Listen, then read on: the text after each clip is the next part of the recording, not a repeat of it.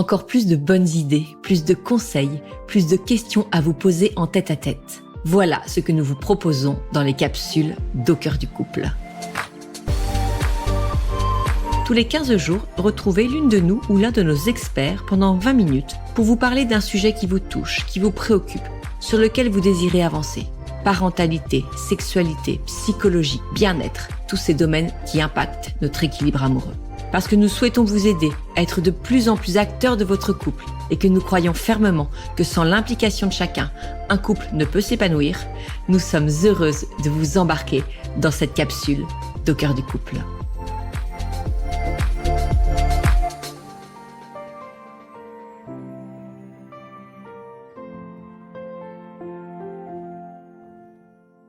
Bonjour à tous et bienvenue dans cette nouvelle capsule d'Au cœur du couple. Je suis très heureuse d'être avec vous aujourd'hui pour échanger sur un sujet qui nous a été soufflé par plusieurs auditeurs. Il s'agit de l'influence de la relation de couple de nos parents sur notre propre vie amoureuse. Ainsi, en quoi la relation de couple de nos parents viendrait influencer notre vie amoureuse. Il est vrai que la manière dont on observe le monde, dont on va l'appréhender, dont on va appréhender nos relations, se construit dès le plus jeune âge. Durant l'enfance, en observant le fonctionnement de nos propres parents, nous nous construisons en tant que personnes. Et il en est de même pour ce qui concerne les questions de l'amour. Le premier modèle de relation amoureuse que l'on a est le couple de nos parents. Il nous donne donc notre première vision de l'amour. Ce que l'on a pu vivre, ce que l'on a pu voir, ce que l'on a pu ressentir, conditionnera ainsi nos actions futures en tant qu'adolescents et futurs adultes, de manière à la fois consciente et inconsciente. Il est donc certain que le couple de nos parents nous influence. Mais quelle est la limite de cette influence ? Quels en sont les contours ? Et la question la plus importante, je dirais, comment pouvons-nous peut-être nous en libérer ou en faire autre chose ? C'est à toutes ces questions que je vais essayer de réfléchir avec vous aujourd'hui. Pour comprendre au mieux comment le couple de nos parents peut influencer le nôtre, je vous propose d'essayer de comprendre les mécanismes en jeu dans cette influence. J'aimerais distinguer 3 domaines, 3 facteurs d'influence que peut avoir le couple de nos parents sur notre propre vie de couple. Derrière le premier facteur, je distinguerai le style d'attachement qu'on a pu développer durant l'enfance. Dans le deuxième facteur, je parlerai des valeurs transmises par nos parents. Et dans le troisième facteur d'influence, je parlerai de l'image inconsciente du couple que nous ont transmis nos parents. Je vais ainsi vous détailler le premier facteur d'influence qui est le style d'attachement. Ce sujet pourrait être évoqué durant un épisode entier d'1 heure, donc je ne vais pas le détailler précisément, mais vous donner quelques clés si ça vous intéresse et que vous souhaitez aller plus loin dans le sujet. Mais ici, il s'agit davantage du couple de nos parents, vraiment en tant que parents, dans ce qu'ils ont pu nous transmettre ou non. C'est la façon dont nos parents ont pu interagir avec nous en tant qu'enfants, la façon dont ils ont pu répondre à nos besoins, dont ils ont été présents, comment ils ont pu nous réconforter ou non, la façon qu'ils avaient de nous montrer qu'ils nous aimaient. On parle vraiment ici du couple en tant que parents. Est-ce qu'on a pu se sentir abandonné, aimé, ou est-ce qu'à contrario, on s'est senti rejeté ? Tous ces éléments cumulés vont mettre en lumière ce qu'on appelle dans le jargon psy le style d'attachement que l'on va développer en tant qu'enfant. Il a été prouvé par plusieurs chercheurs que ce style d'attachement développé durant l'enfance se retrouve à l'âge adulte. Il est distingué en 4 styles d'attachement, qui se distinguent entre un attachement sécure, qui est représenté par 50% près de la population, et l'attachement insécure, où on va en retrouver différentes formes à l'intérieur. Et en fait, en fonction des différents styles d'attachement qu'on a pu développer, ça induira à l'âge adulte des comportements précis ou la recherche de tel ou tel partenaire pour pouvoir peut-être se rassurer, se sentir en sécurité. Donc ça, c'est vraiment un aspect, un facteur d'influence qu'on peut avoir, c'est la façon dont on s'est senti aimé en sécurité en tant qu'enfant, qui développera donc un certain style d'attachement. Et en fonction de ce style d'attachement, on recherchera tel ou tel partenaire et on se comportera d'une certaine façon avec notre conjoint.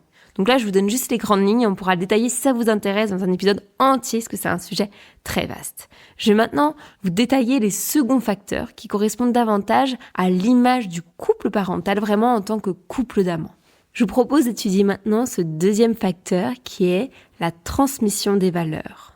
Nous construisons une image mentale de nos parents et cette image qu'on a pu construire va influencer sur nos prises de décision et sur nos émotions.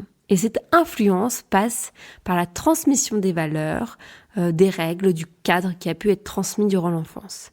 Cet aspect est davantage conscient. Il s'agit des croyances, du cadre qui ont pu être valorisées durant notre enfance et notre jeune vie d'adulte. Donc vous pouvez très bien là vous poser avec un papier et un crayon et noter ces questions et je vous invite vraiment à y réfléchir, que ce soit peut-être seul dans un premier temps, chacun de votre côté au sein du couple, puis à deux. Et même si vous êtes célibataire, ça peut aussi être fait parce que je trouve que c'est un travail hyper important à faire. Donc c'est pouvoir vous questionner sur quelles valeurs m'ont-ils transmis ? Quelles valeurs mes parents m'ont-ils transmis ? Quelle était la place de la spiritualité ou de la religion dans leur couple et dans notre famille ? Et au sein de l'organisation de la famille, quel était le rôle et la place de l'homme ? Quel était le rôle et la place de la femme ? Quel était le rôle et la place des enfants ? Mais également quel était le rôle d'une mère au sein du foyer, mais aussi quel était le rôle de la femme et de la mère dans le couple ? Quel était le rôle du père au sein du foyer ? Et quel était le rôle et la place du père au sein du couple ?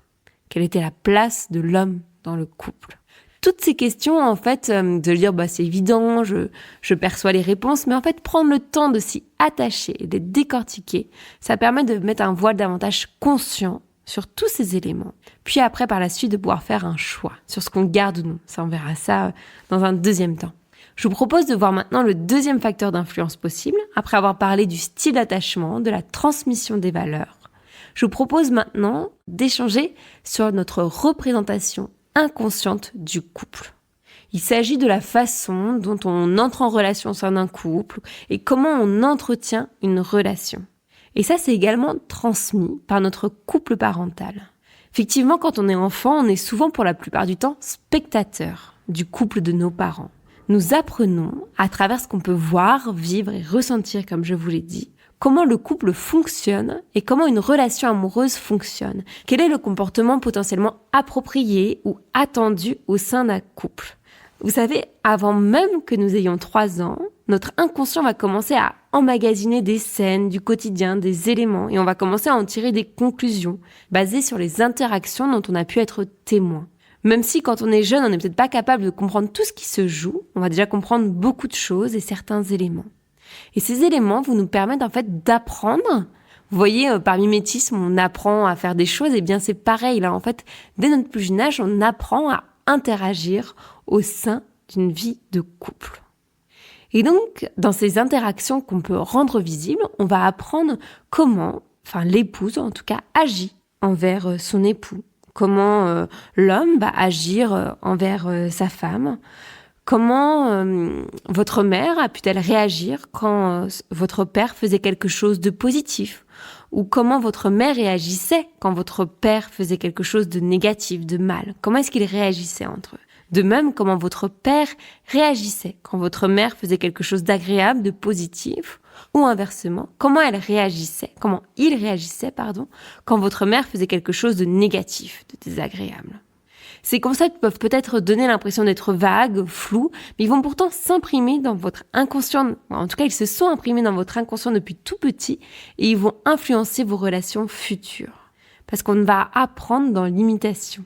Vous ne vous souvenez sûrement pas d'avoir appris comment fonctionne un couple, mais malgré vous, vous avez laissé ces images mentales de comment on entre en interaction un homme, une femme, en tout cas un couple. Et vous avez laissé infuser ça. Et ça va influencer votre façon d'agir au sein de votre couple aujourd'hui ou votre couple futur. Donc on intègre ainsi de manière plus générale comment nos parents pouvaient gérer à la fois les conflits, comment ils pouvaient gérer les déceptions, comment ils pouvaient aussi prendre des décisions au sein du couple. Et bien sûr, comment ils pouvaient se montrer leur amour, comment ils géraient leurs désaccords et comment ils pouvaient discuter ou non entre eux.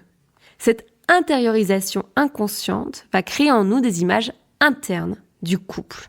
Ces images influencent la personne que nous serons, les choix peut-être futurs que nous ferons, aussi bien en tant que partenaire, mais également dans la façon dont on va vivre et dont nous serons en couple. Je peux vous donner ici quelques exemples. Par exemple, Si dans le couple de vos parents, il peut y avoir des difficultés avec des conflits et une façon particulière de gérer les conflits avec potentiellement des relations violentes, que ce soit verbales ou physiques, ou même des relations d'emprise ou de domination, pour avoir tendance à reproduire ce schéma-là, ou spontanément avoir cette réponse inadaptée avec des comportements peut-être de violence verbale quand on gérera nous-mêmes les conflits. Ou par exemple, je ne sais pas, si votre père, quand il y avait votre mère qui était en désaccord avec lui et qui disait mais non, je suis pas d'accord avec ça, et qui commençait à lui prendre un peu la tête, où il avait tendance à se refermer sur lui-même dans ces moments-là, même si vous, enfant, ça vous irritait de voir ça, peut-être que vous aurez tendance à adopter ce même comportement qui est de vous refermer sur vous-même quand il y a un conflit, ou à ne plus parler, à aller dans votre coin.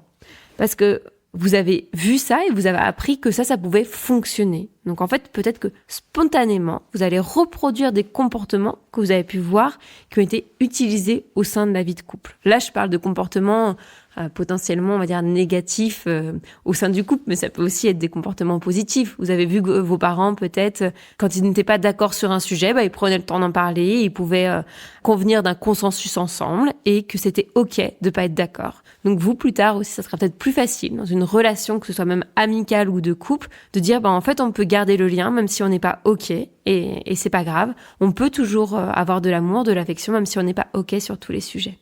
Donc vous voyez, c'est un petit peu ça qu'on va chercher à examiner et à étudier. Parce que si vous me connaissez maintenant, je suis pas dans l'idée vraiment d'un fatalisme. Donc effectivement, là, on peut voir que le couple de nos parents peut avoir une influence sur notre façon dont on va être en couple, dont on va gérer notre relation.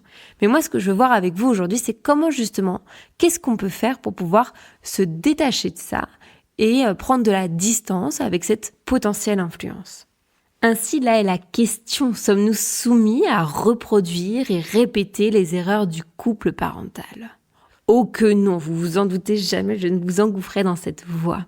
Déjà, ce qu'il peut avoir en tête, et ce qui peut vous rassurer et même peut-être vous guider aussi si vous êtes parent, c'est de ne pas négliger l'influence du monde extérieur. Il y a effectivement d'autres sources d'influence qui viennent vous imprégner durant votre enfance que celles de vos parents.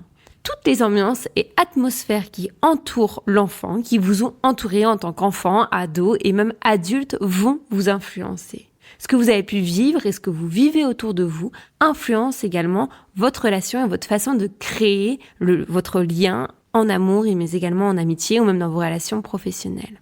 Ce qu'il faut avoir en tête, c'est que la société tout entière est également une source d'influence, que ce soit au travers des médias, mais également de nos cultures, des lectures qu'on peut avoir et des rencontres que l'on va faire.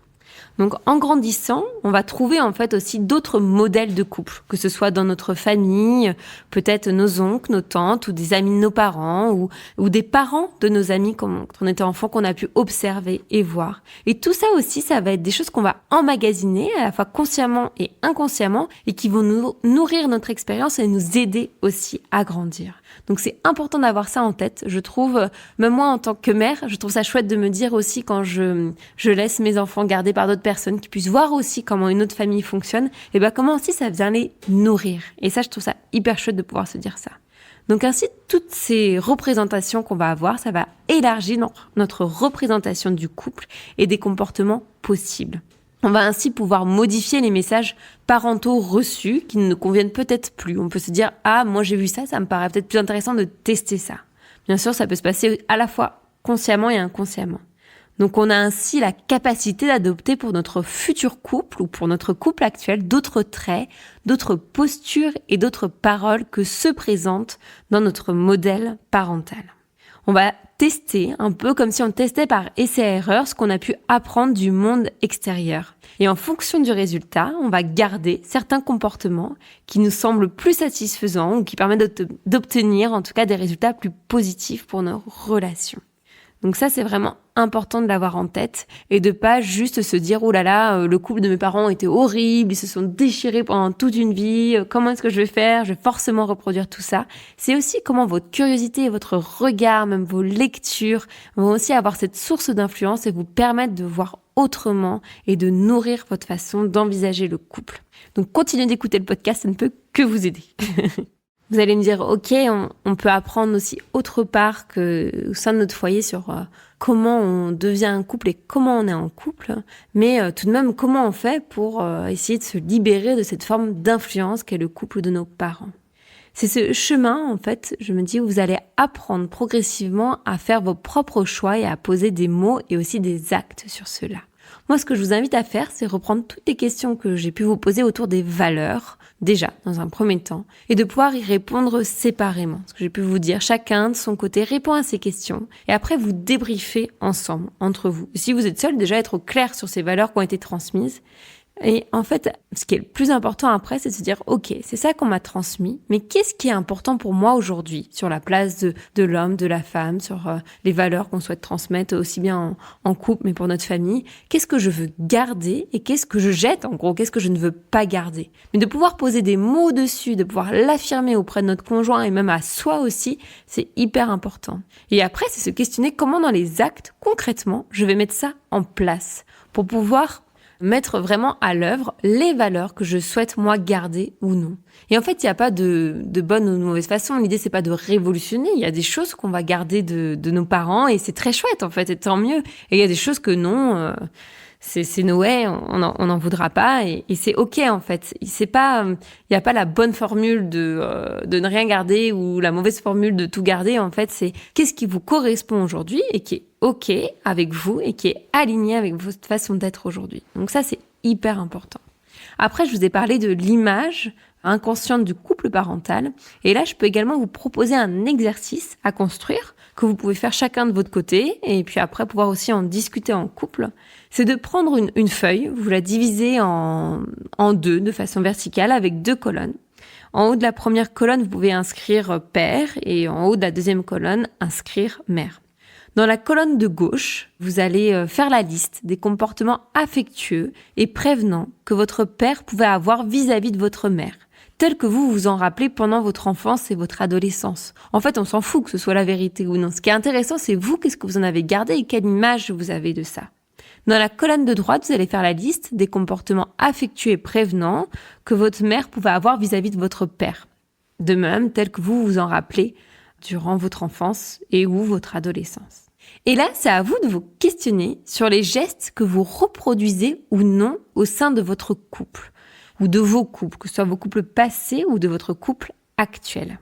Et de vous demander, mais en fait, qu'est-ce que je reproduis, moi, en fait, peut-être sans vous en rendre compte, en fait, c'est là, en prenant le temps d'y réfléchir, que vous dites, ah oui, effectivement, ça, je le refais, et qu'est-ce qu'aussi l'autre peut faire sur vous, et de vous questionner sur, mais en fait, ça, j'ai pas envie de le garder, cet aspect-là, cette façon de donner, non, c'est pas moi. Et c'est de s'autoriser là à zoomer un peu et de se dire, qu'est-ce que je garde et qu'est-ce que je ne garde pas. Là, je parle de vos couples actuels, de vos couples passés, parce que je pense que c'est un autre élément indéniable aussi, en particulier aussi avec les liens de la théorie de l'attachement, c'est de pouvoir faire preuve d'un bilan après chaque fin d'histoire, peu importe la durée, sur comment ça s'est passé pour nous, qu'est-ce qui a été difficile pour nous. Mais je crois que ça, c'est un élément hyper important pour aussi se libérer de certaines formes d'influence ou de façon un peu spontanée d'être dans une relation de couple où on reste dans des schémas où on peut être bloqué. Donc ça, c'est un autre élément important que je vous transmette. C'est de faire le point aussi après chaque histoire, de se dire, qu'est-ce qui a été difficile pour moi? Qu'est-ce qui ne m'a pas plu? Comment j'ai été dans cette relation? Donc là, vous avez fait votre première colonne. Vous pouvez débriefer après en couple si vous le voulez, dire, en fait, je me suis rendu compte que mes parents faisaient comme ça et moi aussi, je fais comme ça. Et ça, c'est ok, mais ça, c'est pas ok, je peux le faire. Et là, vous allez faire de même un tableau avec 2 colonnes, père, mère, mais cette fois-ci avec les modèles de comportement négatifs. Dans la colonne de gauche, vous allez faire la liste des comportements négatifs que votre père avait vis-à-vis de votre mère, tels que vous vous en rappelez. Et de même, dans la colonne de droite, vous allez faire la liste des comportements négatifs que votre mère avait vis-à-vis de votre père, tels que vous vous en rappelez. Par exemple, est-ce que il pouvait lui hurler dessus, est-ce qu'il pouvait mal lui parler, est-ce qu'il pouvait l'ignorer, et inversement, elle, est-ce qu'elle pouvait bouder, je ne sais pas, ce qui vous revient à l'esprit en tout cas. C'est généralement plus parlant dès qu'on parle des comportements négatifs. Ce qui peut être intéressant aussi là, c'est quand ces comportements négatifs avaient lieu, c'est de vous rappeler les frustrations qui étaient à l'origine de ces comportements. Est-ce que ces colères qui pouvaient émerger, c'est toujours en lien avec une question, une problématique, par exemple le fait qu'il est rentré tard, ou qu'on savait pas, ou votre père, vous saviez pas où il était, ou sur le fait que votre mère avait pu inviter du monde à la maison sans que votre père soit au courant. Mais ce qui peut être important ici, c'est de voir en fait quelle blessure ça venait mettre en avant ces comportements répétitifs négatifs qu'ils pouvaient avoir l'un envers l'autre. Et là, c'est à vous de jouer pour vous questionner sur les comportements négatifs que, en fait, vous n'aviez pas fait attention, mais que vous avez tendance à reproduire. Et sur les frustrations, peut-être qui sous-tendent aussi vos comportements négatifs. Vous vous dites, ah oui, effectivement, moi aussi, j'ai tendance à me mettre en colère et tout ça. Est-ce que vous examinez que c'est pour les mêmes sources de frustration ou pas du tout? Et là, c'est à vous, pareil, de faire le pour et le contre. Bah non, en fait, je me rends compte que je fais ça dans les comportements négatifs et je ne veux pas reproduire ce comportement-là. C'est hors de question qu'il y ait ça aussi qui s'installe dans ma vie de couple. Donc, il vous est désormais possible, avec conscience, de vous demander si ces comportements à la fois positifs ou négatifs que vous réadoptez de votre famille d'origine, s'ils sont limitants pour vous ou votre couple, ou si au contraire, ça fonctionne bien avec ces comportements, vous reproduisez des choses, mais ça ne vient pas entraver votre relation. Et vous choisissez alors ce que vous en faites. Est-ce que vous les gardez ou vous les modifiez, ces comportements ? Pour conclure, j'ai pu vous présenter 3 sources d'influence que peut avoir le couple de vos parents sur votre propre vie amoureuse, que cela soit par la construction de votre style d'attachement durant l'enfance, la transmission des valeurs et la transmission inconsciente de l'image du couple. Lorsque vous devenez adulte, aujourd'hui, il est nécessaire de faire le tri entre ce qui est bon pour vous et ce que vous souhaitez conserver de votre héritage familial et ce qui doit être abandonné. J'ai pu vous expliquer l'importance de l'environnement aussi, social, culturel, vos lectures, comment ça peut aussi vous aider aujourd'hui et comment ça a aussi pu vous aider durant votre enfance et votre adolescence et comment aussi ça peut aider et accompagner vos enfants aujourd'hui. Mais il nous faut tout de même, adultes, apprendre à acquérir des outils qui vont vous permettre de pouvoir faire vos propres choix et développer cette liberté individuelle. Ce qui peut être intéressant, c'est de refaire les exercices que je vous ai proposés, de répondre à ces questions et de faire ces exercices d'abord seul dans un premier temps, puis à 2 et d'échanger. Parce que n'oubliez jamais qu'il est de notre responsabilité de réfléchir à la façon dont notre passé affecte notre relation de couple aujourd'hui. Je trouve que c'est vraiment primordial d'avoir en tête cette responsabilité qui est aussi une responsabilité individuelle pour le bien-être du couple et pour que notre amour dure. Et de pouvoir ensuite expliquer cette situation à son ou à sa conjointe. Je vous remercie pour votre écoute et puis c'était un réel plaisir de faire cette première capsule avec vous. À bientôt.